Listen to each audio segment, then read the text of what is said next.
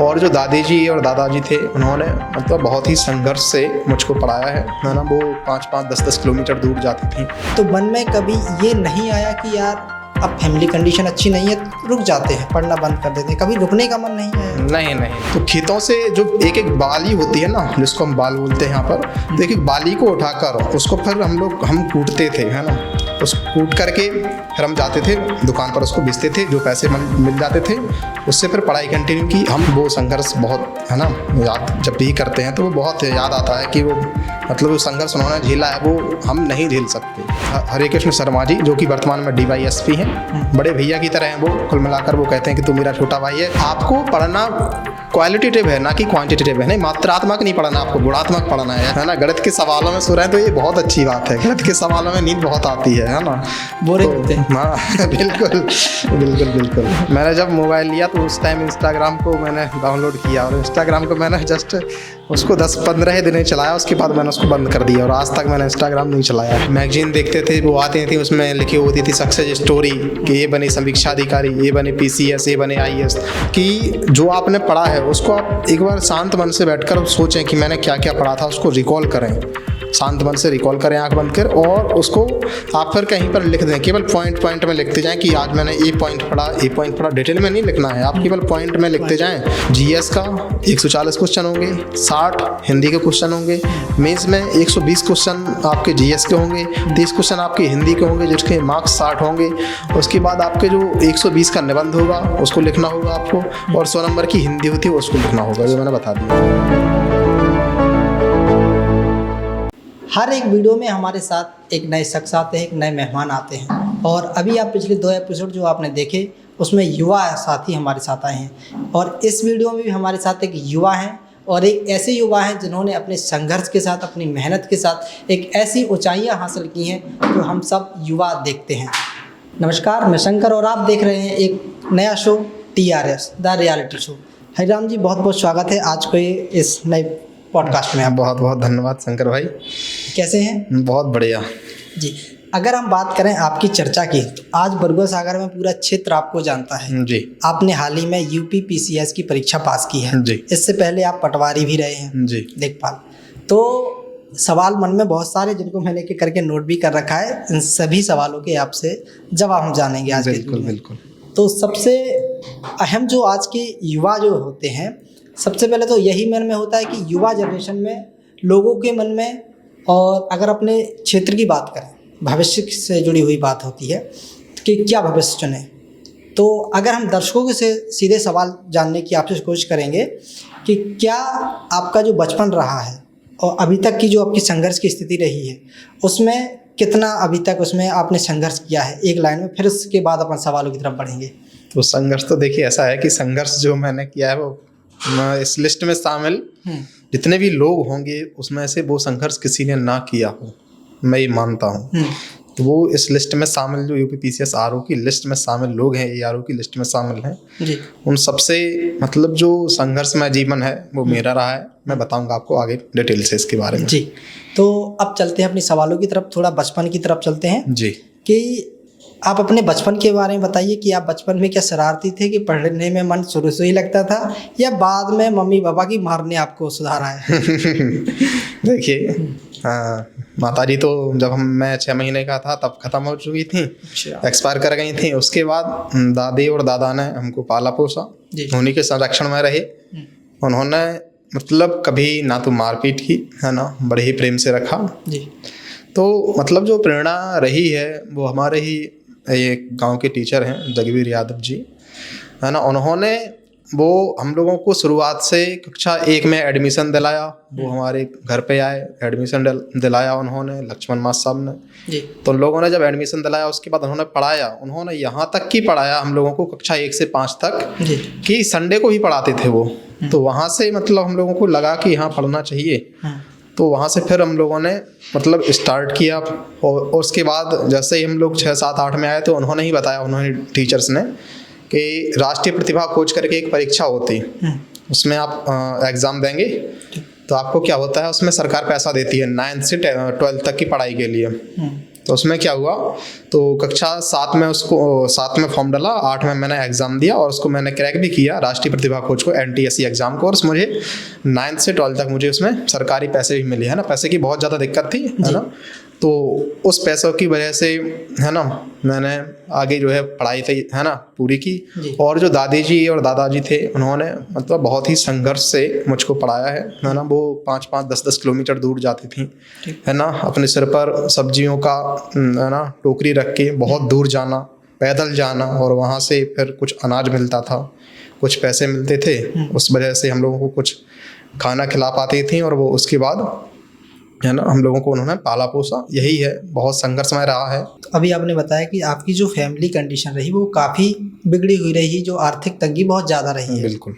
और लेकिन आपके अंदर जैसे पढ़ाई के बारे में आपने हमें थोड़ा बताया, तो ये शुरुआत कहाँ से शुरुआत हुई कि जुनून पढ़ने का कि मुझे पढ़ना ही है, अब ये कहाँ से शुरू हुआ, एकदम मन में कब आया ये? हाँ, तो देखिए, मैंने बताया आपको, राष्ट्रीय प्रतिभा खोज परीक्षा जैसे ही मैंने पास की तो मुझे लगा कि अब मैं कुछ कर सकता हूँ। तो मतलब 9th से मैंने सही से पढ़ाई की है, मतलब 8th 9th से मैंने पढ़ाई जो है वो सही से की है। उसके पहले मैं उतना ज़्यादा पढ़ाई नहीं करता था, बट जो 9th के बाद चीज़ें बदली, है ना। मेरे 10th में अच्छे मार्क्स थे, 12th में मेरे, है ना, जो पंडित रामसाई शर्मा इंटर कॉलेज का मैं टॉपर था 2017 बैच का। 12th में टॉप किया आपने? हाँ, मैंने टॉप किया था 2017 में। तो फिर मुझे लगा कि हाँ, मुझे करना चाहिए। तो मन में था ही कि सिविल सर्विसेज की तरफ बढ़ा जाए, तो मैं फिर उस दिशा में आगे बढ़ा। मैंने फिर उसके बाद ग्रेजुएशन की यहीं पर doctor RP Richharia degree college से। उसके बाद 2022 में मैंने B.Ed किया और 2024 में मैंने IGNOU से किया है MA, मास्टर्स ऑफ, है ना, आर्ट्स इन हिंदी लिटरेचर, तो वो किया है। और साथ में 2021 का PET दिया था, UPSSC के थ्रू होते हैं, है ना, बहुत सारे ग्रुप C के एग्जाम यूपी में। तो मैंने क्या किया, 2021 का PET दिया, उसके थ्रू आई लेखपाल की वैकेंसीज, है ना, 8084 पदों पर 2022 में। 2022 में उसका पेपर हुआ, 31 जुलाई 2022 को मेरे उसमें पेपर हुआ। और उस पेपर का जो रिजल्ट है वो बना 2023 में, 2 मई 2023 को रिजल्ट आया। और उसकी जो फाइनल ज्वाइनिंग हुई, वो ज्वाइनिंग हुई फाइनल हम लोगों की 10 जुलाई 2024 को। तो मतलब काफ़ी टाइम लगा, 2 साल कोर्ट केस में भर्ती फंसी रही, तो उस वजह से काफ़ी टाइम लगा, नहीं तो 2022 में ही ज्वाइनिंग हो जाती। तो 2022 लंबा चला था ये पीरियड। हाँ, काफ़ी लंबा चला था। तो ये काफ़ी लंबा चला। उसके बाद 2024 में हम लोगों की लेखपाल में ज्वाइनिंग हुई, और उसके बाद फिर हम लोगों ने तैयारी करते ही रहे। जो लक्ष्य है वो तो है ही कि आगे बढ़ना है, तो वो, है ना, कहीं ना कहीं आपके मन में ये था कि सिर्फ पटवारी तक ही नहीं रखना है, हाँ, इसके आगे जाना है। बिल्कुल, वो तो है, बिल्कुल। तो जब आपकी स्टडी चल रही थी, सवालों की तरफ आते हैं, जब आपकी स्टडी चल रही थी, कंटिन्यू थे आप, और फैमिली कंडीशन आपकी अच्छी नहीं थी, तो मन में कभी ये नहीं आया कि यार अब फैमिली कंडीशन अच्छी नहीं है तो रुक जाते हैं, पढ़ना बंद कर देते हैं, कभी रुकने का मन नहीं आया? नहीं नहीं नहीं, देखिए, मैंने बताया कि दादी और दादा ने जो संघर्ष किया है ना, उनके संघर्ष ने हमको सिखाया कि अब कुछ करना है जीवन में, है ना। उन लोगों के मतलब जो आदर्श हैं वो बहुत अच्छे आदर्श रहे हैं। उन्होंने जो सिखाया वो बहुत बड़ी चीज़ें थी। उन्होंने कभी भी किसी से, ना तो हमको ये सिखाया किसी से लड़ना झगड़ना है, पढ़ना है तुम्हें केवल। उन्होंने हम लोगों को छोटे से ही कहानियाँ सुनाई, रामायण महाभारत की कहानियाँ सुनाई, मतलब अच्छी अच्छी कहानियाँ सुनाते थे वो। तो उन कहानियों से हम लोगों को प्रेरणा मिली। हम 2 भाई, है ना, 2 भाई लोग हैं, तो उनसे प्रेरणा मिली। हम लोगों ने जीवन में उनकी बातों को अपनाया। कभी किसी से, मतलब उन्होंने नहीं सिखाया कि कभी किसी से ईर्ष्या करो या लड़ाई करो, कुछ नहीं, मतलब ऐसी कोई भी नेगेटिव बात उन्होंने की भी नहीं अपने जीवन में। मेरे दादाजी जो अभी एक्सपायर हुए हैं, उन्होंने मतलब कभी भी किसी से झगड़ा नहीं किया, कभी भी किसी को गाली नहीं दी। बहुत, है ना, उनका जो जीवन था, उनके जीवन से मैंने प्रेरणा ली। संघर्ष बहुत किया है मैंने, है ना। मैं बता दूं आपको कि कक्षा 1, 2, 3, 4, 5, है ना, 6, 7, 8 तक मैं हर साल क्या करता था, जो खेत होते हैं लोगों के हार्वेस्टर के बाद जो कट जाते हैं, तो खेतों से जो एक एक बाली होती है ना, जिसको हम बाल बोलते हैं यहाँ पर, तो एक एक बाली को उठाकर उसको फिर हम कूटते थे, है ना। उस कूट करके फिर हम जाते थे दुकान पर, उसको बेचते थे, जो पैसे मिल जाते थे उससे फिर पढ़ाई कंटिन्यू की। हम लोगों ने और क्या किया, हमने इतना संघर्ष किया कि जो महुए टपकते हैं, महुओं को बीना, और महुओं को बीन कर हम लोगों ने सुखाया, उसको फिर बेचा। बहुत आर्थिक स्थिति मतलब इतनी खराब रही कि इसलिए मैंने कहा था कि जितनी लिस्ट में लोग शामिल होंगे, ऐसा संघर्ष किसी का नहीं रहा होगा। ये बहुत बड़ी बात है। मतलब जो पेड़ रहते हैं महुआ के, मतलब हाँ, जहाँ वो से किसी के भी, मतलब वो हमारे नहीं थे, वो खेत भी हमारे नहीं थे, नहीं थे, वो कहीं से खेत भी। कहीं से भी, वो किसी के रैंडम नहीं, हमारे जो बगल में लोग रहते हैं उनके खेतों में हम लोग जाते थे, है ना। तो मतलब वो बाली बीनना, उनको कूट कर बेचना, महुए बीन कर बेचना, यही सब जो थे। तो ये जो है ना संघर्ष था वो शुरुआत से ही स्टार्ट हो गया था और लगने क्योंकि लगा था कि पढ़ाई करेंगे। अगर पहले की बात करें तो एक वो शौक जरूर होता है कि हाँ चलो खेत पे महुआ लगे हैं, नीम लगे हैं, तो बेच आते हैं, कुल्फी खाने के लिए हो जाएगा, कभी किसी काम के लिए, बचपन की वाली बात। लेकिन आप जो काम करते थे वो इसलिए करते थे कि आप कोचिंग की फीस दे सकें, स्कूल की फीस, बिल्कुल पढ़ाई कर सकें, स्कूल की फीस दे सकें, बिल्कुल, इसलिए आप वो काम करते जी। तो जब आपका ये आपने बताया कि आपके दादाजी का बहुत हाथ है इसमें, आपकी सफलता के पीछे आपकी फैमिली का बहुत बड़ा रोल है, तो इसमें दो चीज़ें होते हैं, एक तो कभी सेल्फ मोटिवेशन भी हो जाता है और दूसरों का सपोर्ट भी, जैसे अपने फैमिली के बारे में बता ही दिया। तो कहाँ तक आपकी सेल्फ स्टडी या सेल्फ प्रेरणा कह सकते हैं, या किसी को दूसरे को देख के कि हाँ मुझे इसके जैसा बनना है, क्या ये मन में आया? जी जी, ऐसा कब हुआ? हाँ, तो देखिए मैं बताता हूँ, मैंने कक्षा 8 से ही बच्चों को पढ़ाना भी स्टार्ट कर दिया था। जब से मेरा राष्ट्रीय प्रतिभा खोज निकला एग्ज़ाम, उसके बाद मैंने बच्चों को पढ़ाना, ट्यूशन देना स्टार्ट किया। तो उस टाइम पर है ना 2013-14 की बात है, मैं 9th में था। तब है ना मैं एक जगह जाता था, वहाँ पर वो एक बच्चे की फीस मात्र 20 रुपये देते थे वो, और ऐसे बच्चे थे 4, तो 80 रुपये मिलते थे। 2013-14 की बात सोचिए आप। तो उस से मतलब जो है पेन कॉपी आ जाती थी, चीज़ें है ना सही से मतलब ठीक चलती थी, कोई दिक्कत नहीं था। बाकी दादी और दादाजी का संघर्ष वो चल ही रहा था, चाची और चाचा जी का उस संघर्ष वो चल ही रहा था लगातार। वो लोगों ने मतलब बहुत काम किया है, बहुत मेहनत की है।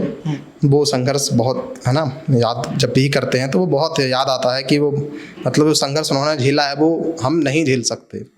मतलब हमने जो बताया कि आपको हमने बाली भी नहीं, महुए भी नहीं, उनने उनसे हमसे ज़्यादा संघर्ष हमारे दादी दादा चाची चाचा ने किया है। जी, आप अगर कठिन दौर की बात करें, सबसे ज़्यादा कठिन दौर की, चलो ये तो एक पीरियड होगा कि साल भर हमने पूरा एक साल इतनी मेहनत की, लेकिन उस साल में सबसे ज़्यादा जो अपन को लगा, जैसे अभी तक की जर्नी में जी, कि महुआ बीने ये ठीक है, और भी चीज़ें, कभी किसी से पैसे उधार ले लिए, ये एक पार्ट हो गया, लेकिन इस अभी तक की जर्नी में आपके UPPCS सफल होने से पहले की अभी तक ऐसी क्या चीज़ें रही कि जो लगा कि सबसे ज़्यादा जो आर्थिक स्थिति या मेहनत मुझे यहाँ लग गई है?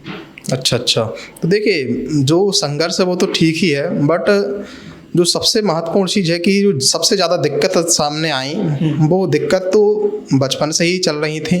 वो दिक्कतें जाकर तो दूर हुई हैं 2024 में ही, जब जॉब लगी लेखपाल की, तब से फिर चीज़ें सही हुई। उसके पहले मैं पढ़ाता था बच्चों को, 10th और 12th के बच्चों को मैंने कोचिंग दी है। 2017-18 से मैंने बैच स्टार्ट किया था बच्चों को, है ना। वहाँ पे मैंने बच्चों को टॉप भी कराया है। मैंने जिन बच्चों को पढ़ाया है तो वो बच्चे टॉप भी किए हैं, और उनमें से अधिकतर लोग अभी जॉब भी कर रहे हैं। तो मेरे द्वारा जो पढ़ाए गए बच्चे हैं वो अभी जॉब भी कर रहे हैं, शानदार।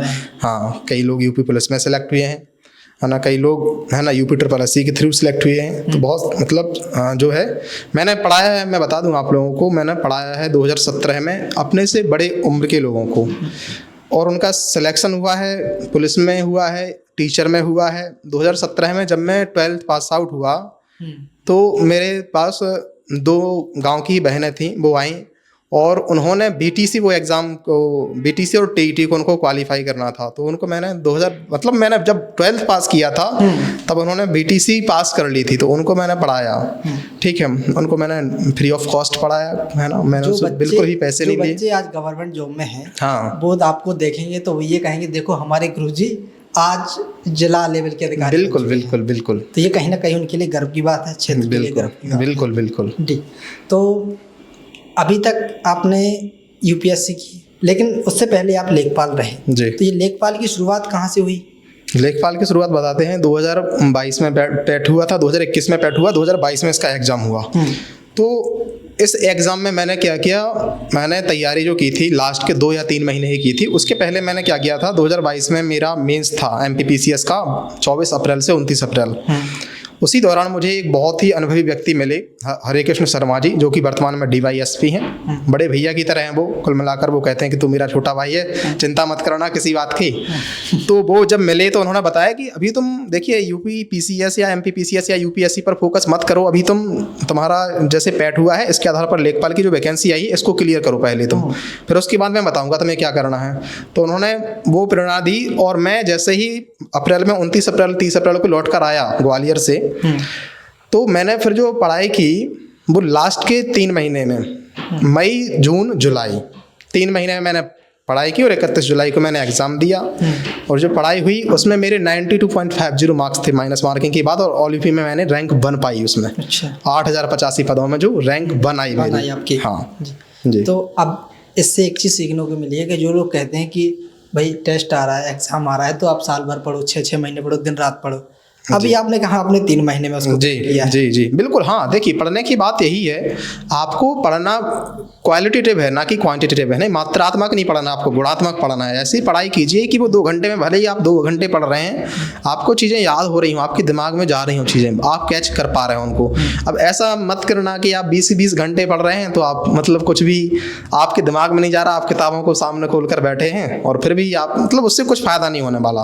पढ़िए बेशक कम, बस ऐसा पढ़िए कि आपको चीज़ें याद हो जाएं, रिवीजन बार बार कीजिए। मेरी तो यही थी, मैंने जो सिलेबस में टॉपिक दिए थे उन सबको नोट किया, उन सबको गूगल किया है ना। उस टाइम पर ChatGPT तो नहीं था 2022 में, मैंने गूगल पर चीज़ें की, उनको जितने भी टॉपिक्स थे उनके नोट्स, शॉर्ट नोट्स बनाए और उनको बार बार रिवाइज़ किया। ये काम किया है। तो बार बार रिवीजन बहुत ज़रूरी है। कोई भी एग्ज़ाम अगर पास करना है आपको तो revision is the most important thing. तो कहीं ना कहीं जिनको लगता था कि 24 घंटे पढ़ना है, 12 घंटे, तो उनके लिए एक जवाब हो गया कि आपको इतना नहीं पढ़ना है। बिल्कुल नहीं पढ़ना। देखिए यहाँ तक कि मैं RO की बात बताता हूँ, UP PCS RO की। मैंने भी इसमें वही, जैसे मैं जॉब में था तो मुझे हार्डली 4 to 5 आवर्स मिलते थे, इसमें 4 से 5 घंटे मिलते थे पढ़ाई करने के लिए। तो मैंने वही है ना उसमें पढ़ाई की है। कई दिन तो ऐसे गुजर जाते थे है ना कि उसमें पढ़ाई भी नहीं हो पाती थी।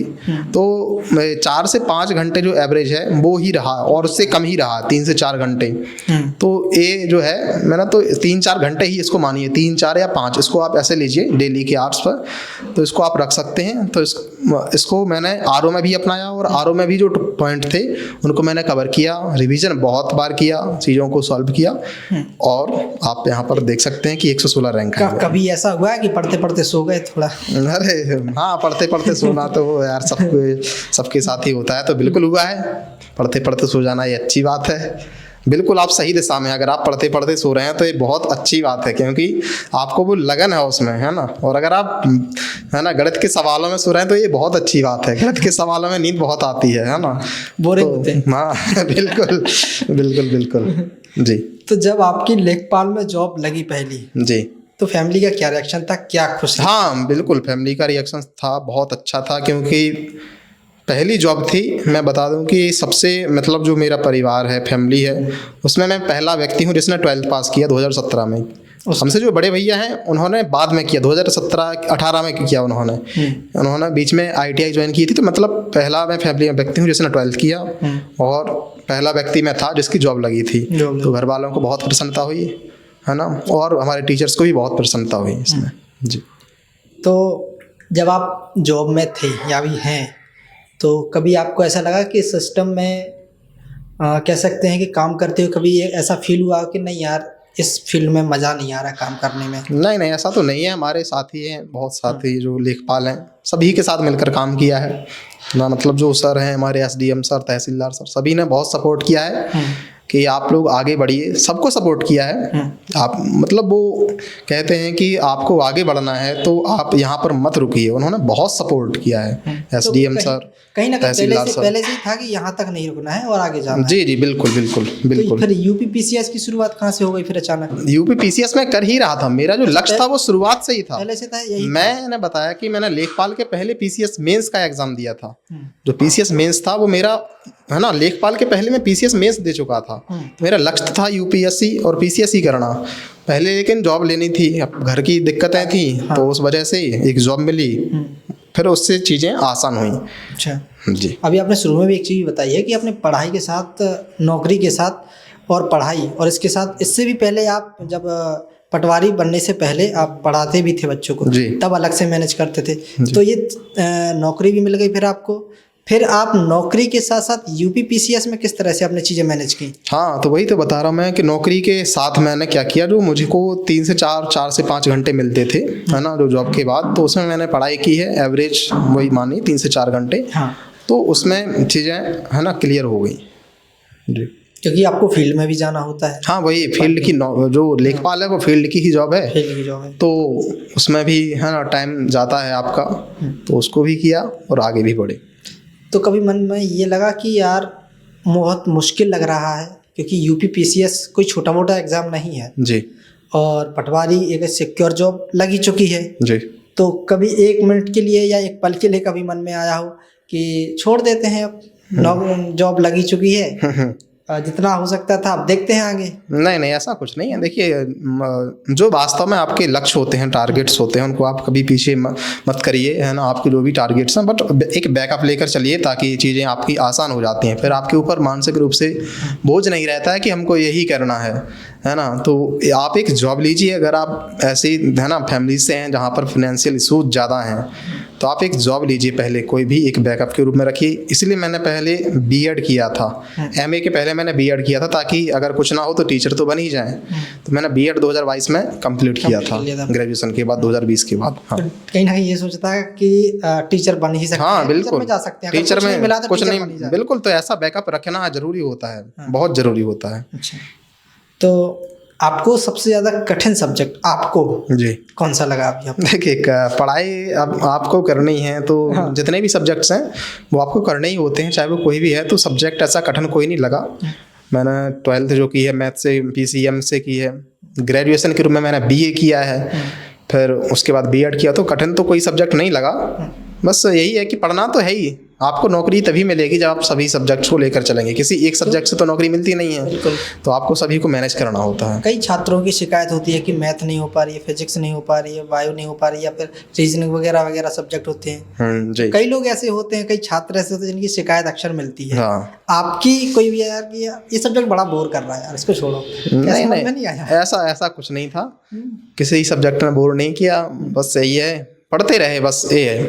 चीज़ों को पढ़ना, समझना, ये सब चीज़ें आसान है। अब तो वर्तमान युग में आप देखेंगे कि आपके पास ऑनलाइन इतना मटेरियल है कि आप यूट्यूब पर फ्री में कहीं से भी चीज़ें पढ़ सकते हैं, चैट जीपीटी कर सकते हैं आप।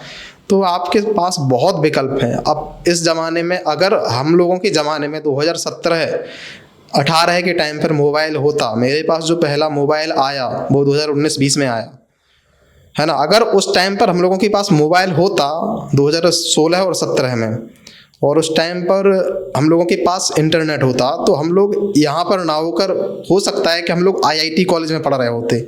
अब वो सुविधाएं गरीब बच्चों को उपलब्ध हो चुकी हैं, तो अब चीज़ें बहुत, है ना, तेज़ी से बदल रही हैं। अब तो चीज़ें ऑनलाइन सब अवेलेबल हैं। तो वो अवेलेबिलिटी अगर पहले हो जाती तो मतलब हम लोग कहीं और भी होते, कहीं दूसरी ऊंचाइयों पर भी होते। हरिराम जी, जो भी आपने बताया वो यूथ के लिए काफ़ी चीज़ें मोटिवेशन के लिए हैं, लेकिन एक चीज़ होती है कि ये तो आपकी कहानी थी, लोगों ने जान ली, लेकिन कुछ ऐसे भी छात्र हैं कि आपने आर्थिक के बारे में बताई है, आर्थिक स्थिति, कंडीशन।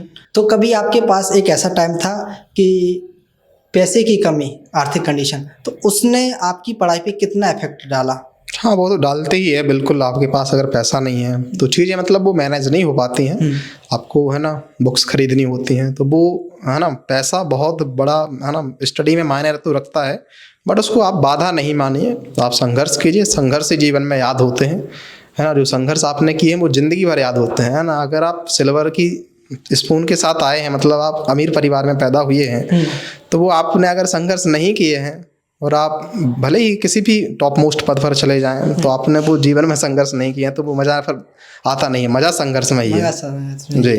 जैसे क्यों कभी होता है ना कि किसी चीज़ में डिमांड होती है कि तुम्हें इतने पैसे लगने हैं इस चीज़ में, लेकिन अब अपने पास इतने नहीं है, तो कहीं ना कहीं मन मायूस हो जाता है जी कि मैं पैसे की कमी से अब ये चीज़ नहीं कर पा रहा हूँ जी। तो ये चीज़ें अक्सर छात्रों को मिल जाती हैं सामने, तो कहीं ना कहीं से फिर वो यू टर्न भी ले लेते हैं जी। या अब तो कभी ऐसा भी हो जाता है कि गवर्नमेंट सपोर्ट भी कर देती है, हाँ स्कॉलरशिप भी दे देती है। बिल्कुल बिल्कुल करती है, स्कॉलरशिप देती है, सरकार देती है। आपको कहाँ तक कितना कहाँ से सपोर्ट मिल पाया है? हाँ, तो मैंने बताया, देखिए, तो 9th से 12th तक मुझे सरकार ने पैसा दिया है जो राष्ट्रीय प्रतिभा खोज थी उसके थ्रू, है ना। तो जो साल भर में पैसे मिलते थे वो 6,000 होते थे, 12 है ना, 500 रुपये महीना, तो वो 6,000 रुपये काम आते थे, तो पढ़ाई के ही काम आते थे।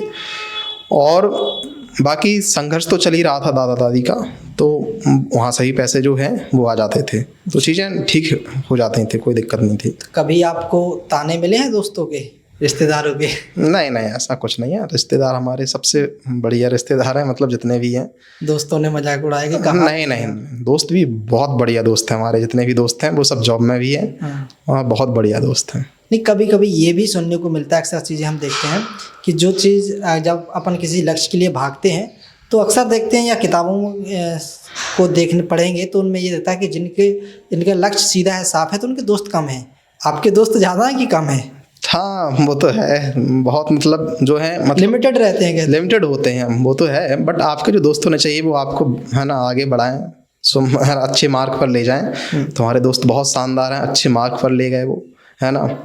और मैं बता दूं आपको कि जो प्रेरणा जो मिली है संघर्ष करने की, वो वहाँ से मिली है कि हम जब शायद 7 में पढ़ते थे, है ना, तो वहाँ से फिर हमको हमारा एक दोस्त ही है ना, सोबरन सिंह, वो हमको मंदिर ले गए, हनुमान जी के मंदिर के पर, और सुंदरकांड वहाँ पर पाठ होता था। तो वहाँ से भी हमको प्रेरणा मिली, तो वहाँ से हम हर शनिवार को मंदिर जाते थे, सुंदरकांड का पाठ करते थे, फिर आते थे, ठीक है। तो वहाँ से फिर जो मतलब श्रद्धा जगी भगवान के प्रति, है ना, तो फिर भगवान ने जो किया वो बहुत ही मतलब चीज़ें जो हुई बहुत ही, है ना, चीज़ें अचानक बदली। और जो जीवन में संघर्ष था, अब वो संघर्ष जो है वो उतना नहीं रहा, क्योंकि अब वो चीज़ें आसान हो गई। तो भगवान के मतलब आपको सपोर्ट में जो भी आप जिसको ही मानते हो, आप भगवान की शरण जरूर लीजिए, है ना। नास्तिक होने से बेटर है कि आप, है ना, भगवान को माने, आपको चीज़ें आसान हो जाएंगी। अगर अपन बात करें पढ़ाई के दौरान चीज़ें भटकाने वाली जी, क्योंकि अक्सर अभी जो इंटरनेट है, मोबाइल है, काफ़ी चीज़ें हैं जो जिनसे हम हमेशा डिस्ट्रैक्ट हो ही जाते हैं, कितना भी कोशिश करें। आज का जो युवा है वो कई लोगों के हमेशा सवाल होते हैं कि हम कितना ही कोशिश कर लें, कहीं ना कहीं माइंड डाइवर्ट हो जाता है। हाँ। आपके साथ कभी ऐसा होता रहा है? देखिए, मैंने 2018 में या 19 में मैंने बताया कि शायद 19-20 में मैंने जब मोबाइल लिया तो उस टाइम इंस्टाग्राम को मैंने डाउनलोड किया, और इंस्टाग्राम को मैंने जस्ट उसको 10-15 दिन चलाया, उसके बाद मैंने उसको बंद कर दिया, और आज तक मैंने इंस्टाग्राम नहीं चलाया है, आज फेसबुक भी नहीं चलाई। तो इंस्टाग्राम, फेसबुक जी उसी टाइम मैंने बंद कर दिए थे। बाकी जो पढ़ाई में आपके यूज हो सकते हैं उनको चीज़ें यूट्यूब पर मिल जाती हैं। जो लोग आपको इंस्टाग्राम, फेसबुक पर ढूंढे उनका टाइम बर्बाद है फिर। हाँ हाँ, बिल्कुल बिल्कुल। कि हरिराम PCS अधिकारी कहाँ हैं, हम देख लें यूट्यूब? नहीं नहीं, नहीं मिलेंगे, फेसबुक पर देख लें, नहीं मिलेंगे आपको, ना फेसबुक पर मिलेंगे ना इंस्टाग्राम पर। हमारा यूट्यूब चैनल है लक्ष्य लोक सेवा, उससे लगभग 16,500 लोग कनेक्टेड हैं अभी वर्तमान में, और वो सब तैयारी कर रहे हैं। तो UP-SSC के लिए, है ना, वो हमारे मुझसे जुड़े हैं, क्योंकि UP-SSC के एग्जाम में एक्सपर्टीज के रूप में मुझे जानते हैं वो लोग, क्योंकि UP-SSC के एग्जाम में जैसे लेखपाल में मैंने बताया कि ऑल यूपी में रैंक बनाना, 92.50 मार्क्स आना, फिर PET 2022 में 88 99.9 परसेंटाइल आना, फिर 2023 में ऑल यूपी में मेरी 6वीं रैंक आना PET 2023 में। वो सबसे टफेस्ट PET था, तो वहाँ पर जो मेरे मार्क्स आए वो 76 आए, और उसमें मेरी ऑल यूपी में 6वीं रैंक आई। और उसके बाद फिर क्या हुआ, 2022 के आधार पर BPU हुआ पिछले साल 2025 में 27 अप्रैल को, उसमें मेरे 81.25 मार्क्स आए। वहाँ पर जो मेरे मार्क्स थे वो बहुत मतलब हाईएस्ट मार्क्स कह सकते हैं, क्योंकि वहाँ पर जो DV की कट ऑफ गई है, उसकी DV अभी वर्तमान में चल रही है 59 गई है DV की कट ऑफ। तो उसकी कट ऑफ जो है उससे बहुत ज़्यादा मार्क्स थे उसमें, यूपी स्पेशल में और कंप्यूटर में मुझे पूरे में से पूरे मार्क्स सही थे। तो लोगों को आकर्षित किया हमारे यूट्यूब चैनल ने, और लोग हमसे लगातार जुड़ भी रहे हैं, लगातार जुड़ रहे हैं, बहुत तेज़ी से हमारे साथ लोग जुड़ रहे हैं और अपनी तैयारी को बेटर कर रहे हैं। अब लोग ये ना समझे कि आप अपने चैनल का प्रमोशन कर रहे हैं। अरे नहीं, ऐसा कुछ नहीं है। जो है लोगों को पता है, हम लोग क्वालिटी है वो क्वालिटी देते हैं लोगों को, क्वालिटी। हाँ, हरिराम जी, आपने जो PCS का एग्ज़ाम क्रैक किया है, इसमें सबसे ज़्यादा तो मेन अगर क्वेश्चन की बात करें, सवाल की बात करें, हमारे में डाउट की बात करें कि PCS की आपका जो तैयारी थी, पढ़ने का तरीका था, वो क्या था कि आपने एकदम पूरा फोकस 100% आपने पढ़ाई में दिया? हाँ, तो देखिए मैं बता दूं कि आप लोगों को मैं बताऊं तो 9th या 10th से क्या हुआ कि हम लोग यहाँ पर बरुआ सागर में एक लाइब्रेरी, सरकारी जो लाइब्रेरी थी नगर पालिका, वहाँ पर जाते थे, मैगजीन देखते थे, वो आती थी, उसमें लिखी होती थी सक्सेस स्टोरी कि ये बने समीक्षा अधिकारी, ये बने पीसीएस, ये बने आईएएस। तो हम और हमारा एक दोस्त था सुमित तोमर, वो जाते थे। फिर उसके बाद 11th और 12th में अच्छे दोस्त मिले, लक्ष्मण है ना, जो कि यूपीएससी में बहुत अच्छा काम कर रहे हैं। अब उनका भी सिलेक्शन होगा इस बार, आशा करते हैं जल्दी हो उनका सिलेक्शन। लक्ष्मण मिले, बहुत जो दोस्त थे, कुणाल साहू, वर्तमान में हमारे साथ जो भी कार्यरत हैं, लेखपाल, बहुत अच्छे साथी वो ही रहे हैं। जैसे बात कर लें, विभू शर्मा जी हैं और कात्यायनी त्रिपाठी मैम हैं, काफ़ी मोटिवेट करते हैं लोग कि आपको अभी आगे बढ़ना है, बहुत आगे बढ़ना है। और मैं आपको बता दूं कि मैं एग्ज़ाम देने नहीं जा रहा था, क्योंकि उस दिन पानी की मतलब बहुत ज़्यादा, शाम से ही पानी बरस रहा था। दूसरे मतलब जो एग्ज़ाम था वो जुलाई में था, तो पानी बरस रहा था एक दिन पहले, तो मैंने सोचा कि क्यों ना इसको स्किप कर दें, छोड़ दें, जीत देते हैं। तो फिर कात्यायनी त्रिपाठी ने कहा कि नहीं, ये एग्ज़ाम तुमको क्लियर करना है, तुम्हारे लिए तो बना है, तुमको जाना होगा। तो फिर मैं गया एग्ज़ाम देने, और मैं है ना यहाँ पर बैठा हूँ। बारिश ने आपको रोकना चाहा। हाँ बिल्कुल बिल्कुल। तो बिल्कुल मोटिवेट करते हैं हमारे दोस्त जो हैं, बहुत मोटिवेट करते हैं, चाहे वो अंकित चतुर्वेदी हो, चाहे वो राजदीप हो, चाहे वो सोवरन सिंह हो, बहुत सारे दोस्त हैं, नाम उनके है ना बहुत सारे हैं। तो बहुत सभी लोगों ने बहुत सपोर्ट किया जी। इस सवाल का अगर मैं गहराई से आपसे सवाल के जवाब जानना चाहूँगा कि जो युवा, जो पढ़ने वाले, पीसीएस की तैयारी करने वाले हैं, वो ये ज़रूर जानना चाहेंगे कि जो आपका पढ़ाई का रूटीन था प्लस सब्जेक्ट थे, वो किस हिसाब से आप पढ़ते थे? हाँ, देखिए मैं बता दूं आपको कि आपको क्या करना है। इसमें मैंने एनसीईआरटी पढ़ी है। एनसीईआरटी आपको कहा जाता है कि आप सिविल सर्विसेज में जा रहे हैं तो आपको एनसीईआरटी पढ़ना है, तो उसको मैंने कवर किया एनसीईआरटी को। और उसके साथ आप जैसे ये जो एग्ज़ाम का नेचर है, इसमें आपको ऑब्जेक्टिव भी देखना होता है और इसमें सब्जेक्टिव लिखना भी होता है, तो उसमें बैलेंस बनाना बहुत ज़रूरी होता है। तो आप जीएस को कवर करते जाएं, एनसीईआरटी पूर्वावलोकन से आप उसकी प्रैक्टिस करते जाएं, और आंसर राइटिंग आप करते जाएं। आंसर राइटिंग जो होती है प्रैक्टिस, उसको आप करते जाएं। जो भी है ना चीज़ें आप पढ़ते हैं उसको आप लिखते ज़रूर जाएं, ताकि वो चीज़ें आपके दिमाग में फिर याद हो जाती हैं। याद करने का तरीका यही है सबसे बेटर, कि आप चीज़ों को ऐसे देखें कि जो आपने पढ़ा है उसको आप एक बार शांत मन से बैठकर सोचें कि मैंने क्या क्या पढ़ा था, उसको रिकॉल करें, शांत मन से रिकॉल करें आंख बंद कर, और उसको आप फिर कहीं पर लिख दें। केवल पॉइंट पॉइंट में लिखते जाएं कि आज मैंने ये पॉइंट पढ़ा, ये पॉइंट पढ़ा। डिटेल में नहीं लिखना है, आप केवल पॉइंट में लिखते जाएं, तो चीज़ें आसान हो जाती हैं पॉइंट के रूप में। जी ठीक। तो ये सारी जो अपने टॉपिक्स, जो टिप्स बताई हैं, वो इस हिसाब से आप पढ़ सकते हैं। बिल्कुल बिल्कुल। जो युवा पीढ़ी है, जो पढ़ने वाले छात्र हैं, बिल्कुल बिल्कुल। इसके अलावा अगर बात करें उनकी टाइमिंग की पढ़ने की, जी, कि 1 घंटे मैंने ये सब्जेक्ट पढ़ लिया, 1 घंटे मैंने ये सब्जेक्ट पढ़ लिया, तो इसको आप कैसे डिवाइड करेंगे? हाँ, उसको मैं बता दूं तो वो घंटे का मैटर नहीं करता। वो आप सब्जेक्ट को लेकर चलिए, एक सब्जेक्ट एक दिन में, या 2-3, जितने भी 2 सब्जेक्ट लेकर चलिए एक दिन में। आप पढ़िए जितना भी आपका मन कर रहा हो उतना पढ़िए, उसमें कोई ये नहीं होता है कि आप 1 घंटे 2 घंटे। वो तो जब तक आपको मज़ा आ रहा है तब तक आप पढ़ते जाइए, और चीज़ें आपको सीधे समझ में आ रही हैं तो बहुत बढ़िया है। पढ़ने में मज़ा किसको रहा है? अरे पढ़ना, हाँ जी जी, पढ़ने में मज़ा तो आना ही चाहिए यार। अगर पढ़ाई नहीं करेंगे तो फिर आगे कैसे पढ़ेंगे, है तो ना? पढ़ने में आपको, अगर मैं, आपने अभी बताया कि पढ़ने में मज़ा आना चाहिए, तो आपको कौन कौन से सब्जेक्ट पढ़ने में मज़ा आता था? हाँ, हमको देखिए मैथमेटिक्स पढ़ने में मज़ा आता था, और जो है इंग्लिश जो लिटरेचर है उसको पढ़ने में मज़ा आता था। बट 12th में क्या हुआ, अंग्रेजी ने मेरा साथ छोड़ दिया। मतलब जो अंग्रेजी थी बहुत शानदार थी, है ना, उसमें जो योगदान था वो हमारे जगवीर मास्टर साहब का ही था। उन्होंने वो मतलब उस प्रकार से चीज़ें पढ़ाई थी कि अंग्रेजी की नींव वहाँ से पढ़ी। और फिर यहाँ पर एक बरुआ सागर में एक सर थे, सोनी जी, अभिषेक सोनी जी, वो एक्सपर्ट थे झांसी क्षेत्र के। तो उन्होंने चीज़ों को ऐसा बताया था कि चीज़ें आप इंग्लिश में बहुत अच्छी कर सकते। तो इंग्लिश बहुत अच्छी थी, बट एग्ज़ाम जब हुआ मेरे मार्क्स 85% आए, टॉपर तो बना, बट केवल 65 मार्क्स रह गए मेरे इंग्लिश में 100 में से। तो उसने बहुत पीछे कर दिया, नहीं तो वो 90% भी हो सकते थे मार्क्स। जी, तो कहीं ना कहीं इंग्लिश से जो उम्मीद थी वो पूरी नहीं कर पाए। बिल्कुल बिल्कुल। तो अंग्रेजी को मैंने फिर छोड़ दिया। मैंने कहा यार इसको छोड़ते हैं, आगे बढ़ते हैं। तो फिर हिंदी साहित्य लिया मैंने ग्रेजुएशन में, फिर हिंदी साहित्य के साथ आगे बढ़े, एमए भी किया मैंने हिंदी साहित्य में। जी जी।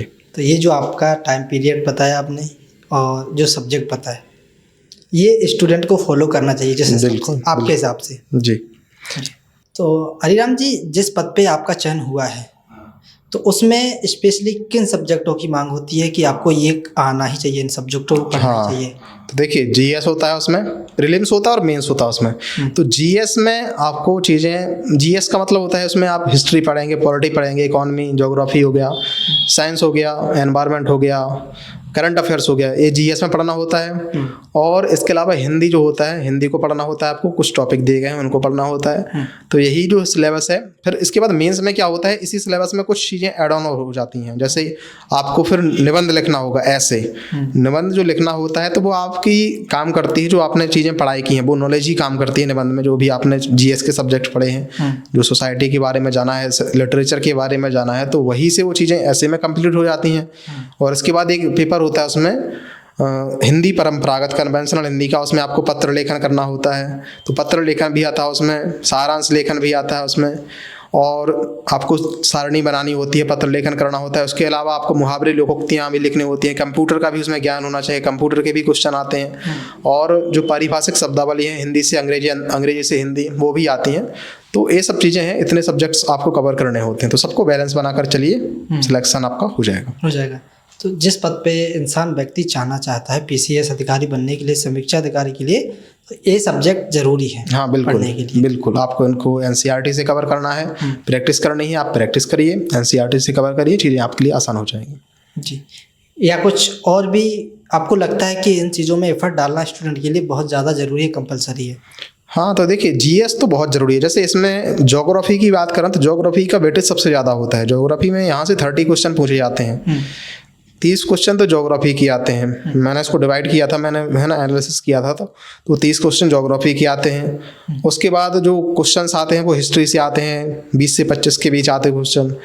फिर उसके बाद जो आते हैं वो यूपी स्पेशल के भी आते हैं, 15 क्वेश्चन, साइंस के भी 15 क्वेश्चन के आसपास दिखते हैं आपको, है ना। रीजनिंग में 10 से 12 क्वेश्चन दिख जाते हैं आपको, है ना, रीजनिंग मैथ्स मिला के।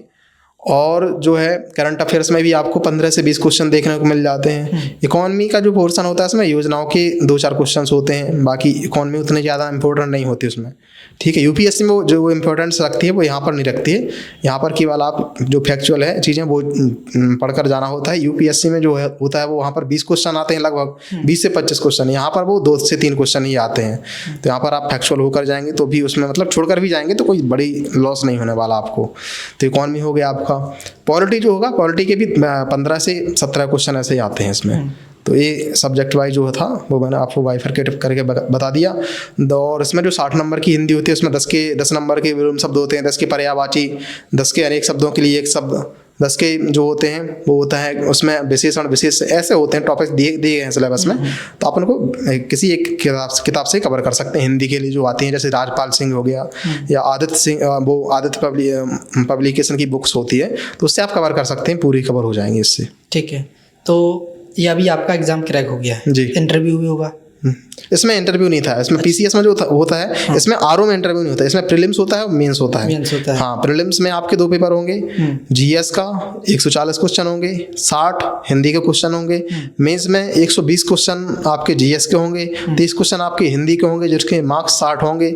उसके बाद आपके जो 120 का निबंध होगा उसको लिखना होगा आपको, और 100 नंबर की हिंदी होती है उसको लिखना होगा, जो मैंने बता दिया है। ऐसा इंटरव्यू वाला पार्ट इसमें नहीं है? हाँ, इंटरव्यू वाला जो पार्ट इसमें नहीं है जी। और ये जो समीक्षा अधिकारी पद है वो गेस्टेड ऑफिसर होता है, राजपत्रित अधिकारी होता है। आपकी जो ग्रेड पे है वो 4800 ग्रेड पे होती है इसकी। तो शानदार जॉब है, बहुत शानदार जॉब होती है। सचिवालय में आप पहुंचेंगे, है ना, बहुत सारी जो अगर मैं आपकी काम की बात करूं, एक समीक्षा अधिकारी का मेन रूप से क्या काम होता है? तो देखिए उसका नाम ही है समीक्षा अधिकारी। तो जो आपको विभाग मिलता है उसमें आपको रिव्यू करना होता है। रिव्यू ऑफिसर मतलब आप कामों की समीक्षा करेंगे, जो आपको जो अनुभाग विभाग मिलेगा तो उसमें आप समीक्षा करने का ही काम करते हैं कि ये काम जो हो रहा है उसमें आप देखेंगे कि आप जो काम जो आपको विभाग मिला है उसमें काम ठीक से हो रहे हैं कि नहीं हो रहे हैं, तो ये आपको देखना होता है जी। कि जो अन्य जो कर्मचारी हैं, हाँ, जो काम में की गुणवत्ता है, हाँ बिल्कुल, उसमें किस तरह से कितनी प्योरिटी के साथ, बिल्कुल निष्पक्षता से काम हो रहा है, ये सारी चीजें आपके हाँ बिल्कुल वो होती हैं।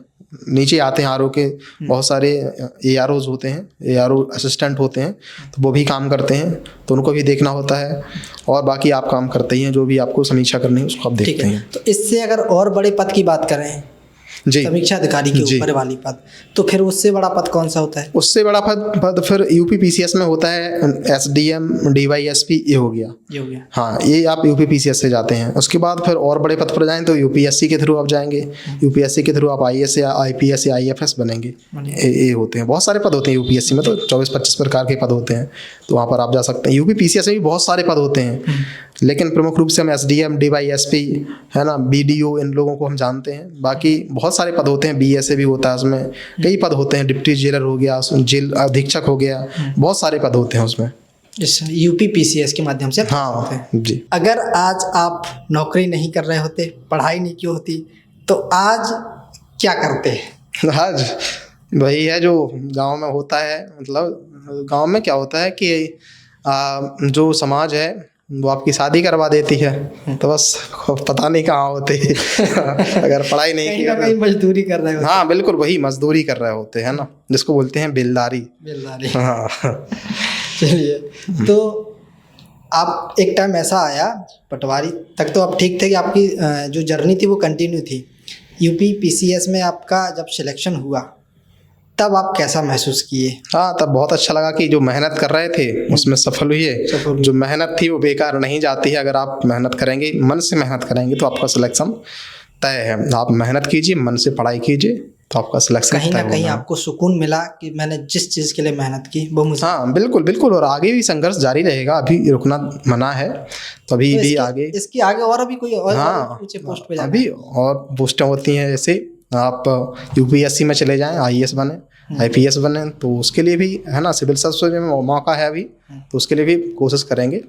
हाँ, तो संघर्ष जारी रहेगा। आगे के लिए आपके लिए बहुत बहुत शुभकामनाएं। जी जी, धन्यवाद। एक इस पॉडकास्ट का आखिरी सवाल, और पूरे इस कह सकते हैं कि जो हमारी कन्वर्सेशन है, पूरी बात है, इन सब का एक पूरा सार निकल के आएगा। जो युवा है, यूथ है, उन लोगों के लिए आपका क्या मैसेज रहेगा?